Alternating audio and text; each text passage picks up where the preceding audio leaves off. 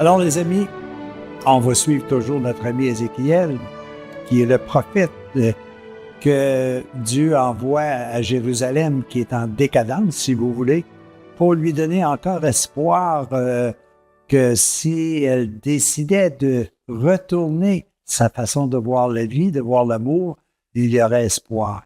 Et c'est quand même assez extraordinaire. Je vais lire ce texte-là, puis je vais vous dire que cette parabole qui est appelée les raisins verts, c'est une parabole dans l'Ancien Testament, mais elle est citée par Ézéchiel pour parler du salut de ceux qui vont décider de se lier à la volonté de l'amour. Puis, il démontre quelque chose qui est intéressant, c'est que dans l'Ancien Testament, on était un peu sous la juridiction de la loi du talion, sous la façon tout simplement de dire, si tu fais le con, tu vas payer comme un con. Mais on l'amenait en disant que tu l'as aussi de façon héréditaire. Puis là, Ézéchiel dit, non, ça ne marche pas de même. Alors, écoutez bien ce texte, puis je vous reviens. La parole de l'Éternel me fut adressée en ces mots. Pourquoi dites-vous ce proverbe dans le pays d'Israël? Le proverbe, c'est les pères ont mangé des raisins verts et les dents des enfants en ont été agacées. C'est comme s'il y avait une hérédité par rapport à la faute de mes parents qui se répercute aujourd'hui. Je suis vivant, dit le Seigneur. Il pourrait même dire, je suis le vivant, l'Éternel. Vous n'avez plus lieu de dire ce proverbe en Israël. Voici, toutes les âmes ont été créées par moi, par l'amour. L'âme du Fils comme l'âme du Père. L'une et l'autre sont de mon origine. Par contre, c'est l'âme qui pêche. C'est celle-là qui va mourir. Mourir ici, ce n'est pas une question de mort comme on peut l'avoir sur le plan terrestre. C'est une question de dire, tu seras responsable des actes que tu auras posés et tu auras à vivre les conséquences de ces actes-là. Et il rajoute quelque chose qui remplit d'espoir ceux qui sont capables de capter le message qu'Ézéchiel disait aux gens de Jérusalem.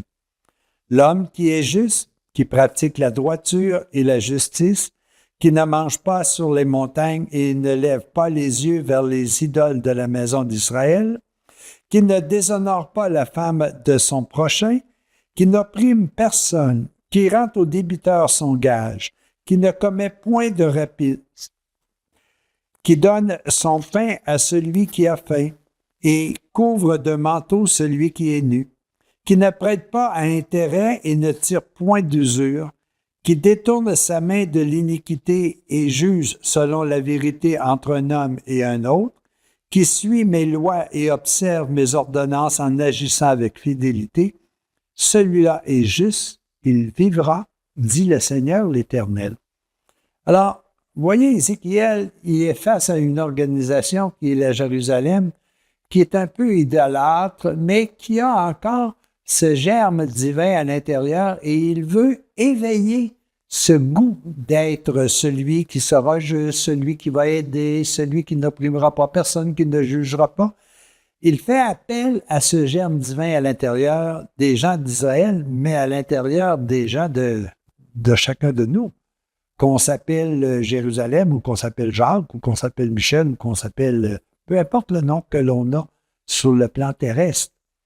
Alors, Ézéchiel fait appel au « Je suis qui nous habite ». Et si je suis là, on le met véritablement en action, qu'il agit selon ce qu'il est, alors il dit tout simplement « Vous ne mourrez pas ». C'est-à-dire que vous ne serez pas responsable des fautes. Vous n'aurez pas la responsabilité de ce que vous avez mal fait. Vous n'aurez qu'à subir la conséquence de tout ce qui est beau, bon, juste et louable que vous avez fait. Et évidemment, quand tu regardes ça, tu te dis, écoute un peu, ce gars-là qui a vécu 600 ans avant Jésus-Christ, comment pouvait-il dire cela? alors que c'est encore aujourd'hui aussi présent qu'il y a 2600 ans. On regarde ça et on veut dire, c'est peut-être ça qui est la vérité. Alors pourquoi pas essayer de voir quelle est la conséquence si je me mets à faire ce qui est ici? Et ce qui est ici est fort simple et je le répète. Alors il dit tout simplement, l'homme, soyez juste, pratiquez la droiture. Alors, n'adorez pas des choses terrestres, mais adorez ce qui est puissant en vous. Adorez l'amour qui vous habite. Déshonorez pas le prochain, déshonorez pas personne. N'opprimez personne. Aidez ceux et celles qui vous entourent. Ne commettez point de vagues, ne commettez pas de rapides, si vous voulez. Ne faites pas en sorte de vous ancrer dans des choses qui vont vous donner des conséquences négatives. Donnez du pain à ceux qui n'en ont pas. Allez vêtir celui qui est nu, etc., etc. Il dit ça il y a 2600 ans à un peuple qui avait tendance à s'orienter vers la débauche, vers le plan terrestre. Et Ézéchiel, qui est pas mal d'actualité aujourd'hui, parce que ce sont les mêmes choses qu'il nous a dit. Il nous dit de faire, si on fait ça aujourd'hui, on va vivre le plein bonheur. Alors, vous savez, l'Ancien Testament, là, il est pas mal plus proche de nous qu'on le pense. Et peut-être que même, ça m'amène à vous dire, peut-être que de temps en temps, moi, je vis selon les règles de l'Ancien Testament. Mais les règles de l'Ancien Testament, ce sont également les mêmes règles du Nouveau Testament. Ce sont les mêmes règles que nous devons vivre en tant que nature divine qui est à l'intérieur de nous. Alors, vous savez, l'Ancien Testament, il est proche de nous, hein, il est même en nous. Alors, comment nous décidons de vivre ce qui est nous? Comment décidons de vivre le « je suis » qui est à l'intérieur de moi? Je choisis quoi? Je choisis la partie qui va m'amener vers une conséquence à des actes que je trouve malheureux chez moi? Ou est-ce que je veux plutôt vivre vers une conséquence qui ne peut que me rendre heureux, en paix, en joie et en bonheur éternel? Alors là, les amis, Ézéchiel disait ça aux gens de Jérusalem dans le temple, il disait, vous êtes libres de choisir ce que vous voulez. Alors, il vient nous dire aujourd'hui, 2600 ans plus tard, écoutez les amis, c'est encore à vous de choisir. Les 3 grandes règles que je répète régulièrement, je choisis, je choisis, je choisis. C'est moi qui est libre. À la prochaine.